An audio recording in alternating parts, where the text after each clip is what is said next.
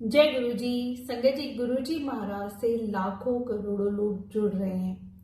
दुनिया के हर कोने से गुरु जी की संगत आपने अभी देखा होगा। गुरु जी के जन्म दिवस पे बड़े मंदिर में कितना ज्यादा रश था। जैसे कि संगत का ऐसे सैलाब उमड़ पड़ा है। इतनी सारी संगत हो तो गुरु जी खुद भी कह के गए कि मेरे जान दे बाद इतनी लंबी लाइना लगेंगी कि जितनी भी तुम जगह बना लोगे या बढ़ा लोगे वो भी कम पड़ेगी। गुरुजी भगवान महाशिव के मुख से निकली हुई एक एक भविष्यवाणी सच होती नजर आती है संगत जी।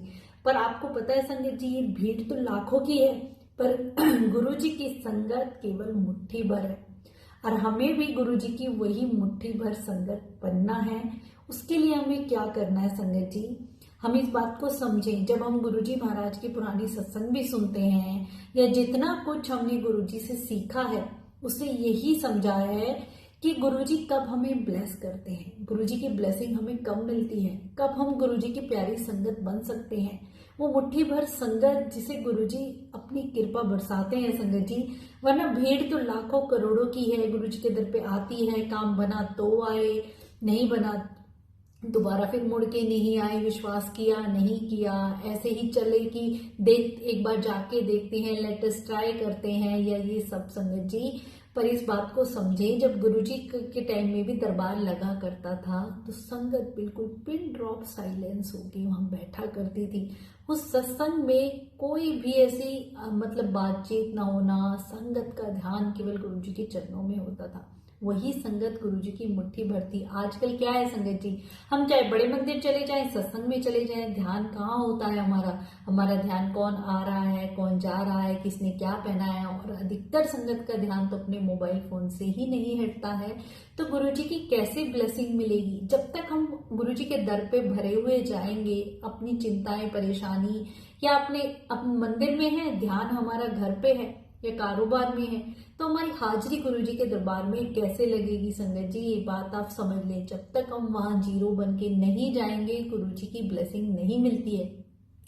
एक बार एम्पायर स्टेट में गुरुजी महाराज का सत्संग चल रहा था, तो पंजाब से भी कुछ लेडीज आई हुई थी और वो गुरुजी के साइड में बैठ के ही जब एक संगत अपना सत्संग सुना रही थी तो वो बातें करे जा रही है, आपस में चुगलियां करे जा रही हैं। गुरुजी उन्हें देखते इशारा भी करते पर उनकी समझ में नहीं आया।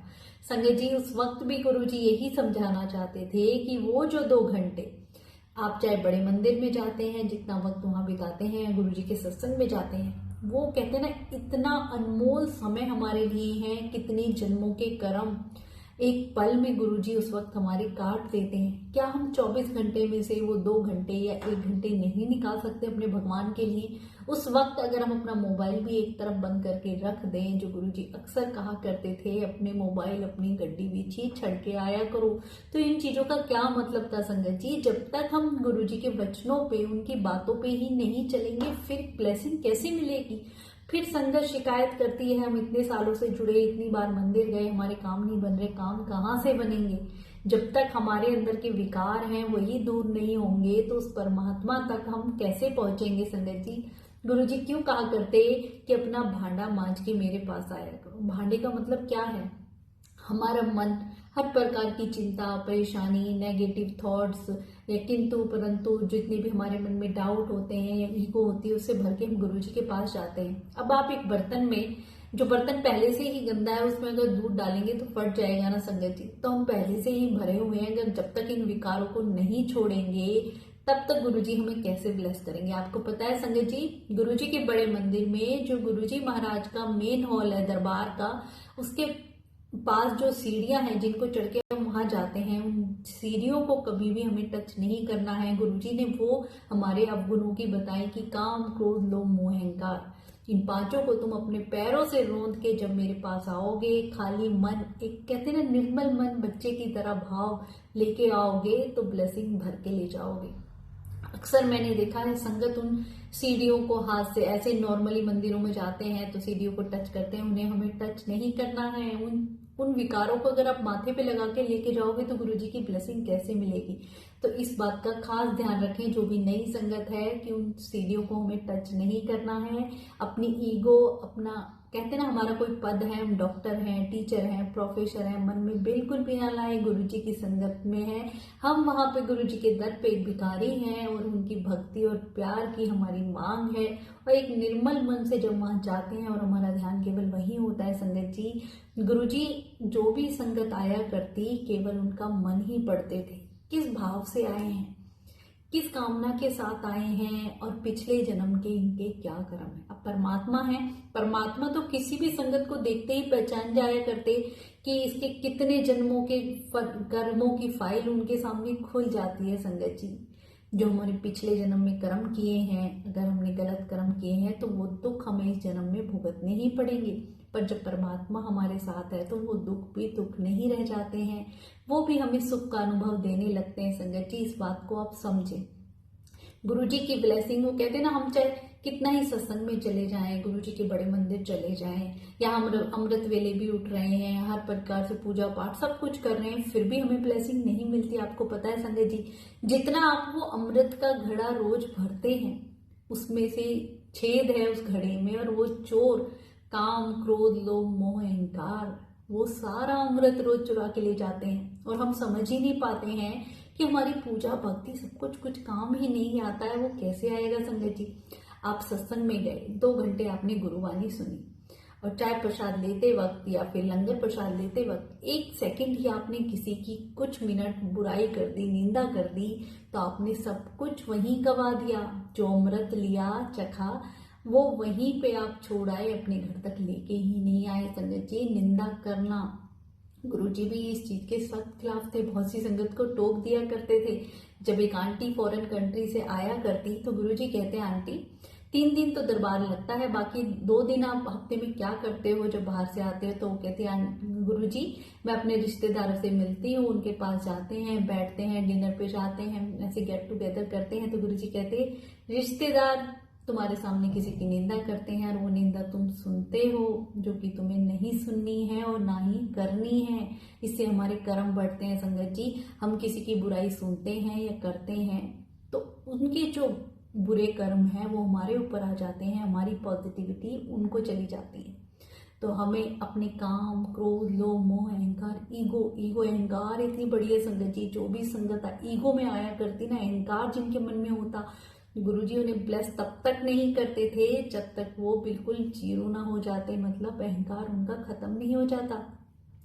गुरुजी के दरबार में एक बार 3-4 संगत बैठी हुई थी। अब उनमें से एक अंकल थे जो बहुत बातें किया करते थे। गुरुजी उन्हें देख के भी कह दिया करते थे, आ गया है ये सर खाने वाला संगत जी। तो उस दिन गुरुजी के दरबार में वो अंकल बोले कि गुरुजी ये तो नाइंसाफी है कि अभी ये एक जो बूढ़े अंकल आए हैं और मुझे लग रहा है पहली बार ही आए हैं, आते ही आपने ब्लेस कर दिया, और मैं 6 महीने से कितने सालों से आपके पास आ रहा हूँ, मुझे अभी तक ब्लेसिंग नहीं मिली है। तो गुरुजी बोले, तेरे अंदर की मैं ही खत्म नहीं हुई है तो मैं तुझे कैसे ब्लेस करूं? तो संगत जी, मैं अहंकार, जब तक हम मैंने ये किया, मैं ये कर रहा हूँ, मैं को नहीं छोड़ेंगे, गुरुजी की ब्लेसिंग बिल्कुल नहीं मिलती है। परमात्मा हमें तब तक नहीं मिलता है जब हम छोड़ देंगे कि हाँ गुरुजी ही करने वाले हैं, मैं तो एक माध्यम मात्र हूँ, मेरे में इतना सामर्थ्य नहीं मैं कुछ कर पाऊं। बल्कि संगत जी हमारी अरदास भी भगवान के सामने यही होनी चाहिए कि भगवान मैं अवगुण हूँ, अवगुणों से भरा हुआ हूँ, अधर्मी हूँ, जो भी कुछ हूँ, जैसा भी हूँ आपका हूँ, आप ही मुझे संभालो। अगर मेरे अंदर ये विकार है संगत जी, ये हम छोड़ने आसान नहीं है। हम कह देंगे एक दिन में हम गुस्सा छोड़ दें, बिल्कुल गुस्सा नहीं करेंगे तो ऐसा पॉसिबल नहीं है, पर इनको हम कम कर सकते हैं, खत्म कर सकते हैं, और वो सामर्थ्य हमारे गुरुजी में ही है। अगर हम उनसे अरदास लगाएं, हम दिल से चाहें कि भगवान मेरे इन विकारों को दूर करो, काम क्रोध लोभ मोह अहंकार, जो ये चोर मेरा सारा अमृत चुरा के ले जाते हैं, इन्हें दूर कर दो भगवान, मैं इनके वश में ना आऊं। जब भी मेरे मन में कुछ भी ऐसे थॉट आए तो आपका नाम जाप शुरू हो जाए। संगत जी, भगवान की भक्ति नाम जाप से बढ़ के कुछ नहीं है, आप सब कुछ पा सकते हैं। और गुरुजी ने तो इतना सब कुछ हमारे लिए सरल बनाया, उन्हें याद करना है। आप जय गुरुजी, एक आंटी का यही क्वेश्चन था कि क्या क्या नाम जाप करें आप। अब पूरे दिन चलते बैठते उठते फिरते सब जगह जय गुरु जी अपने मन में जाप कर सकते हैं।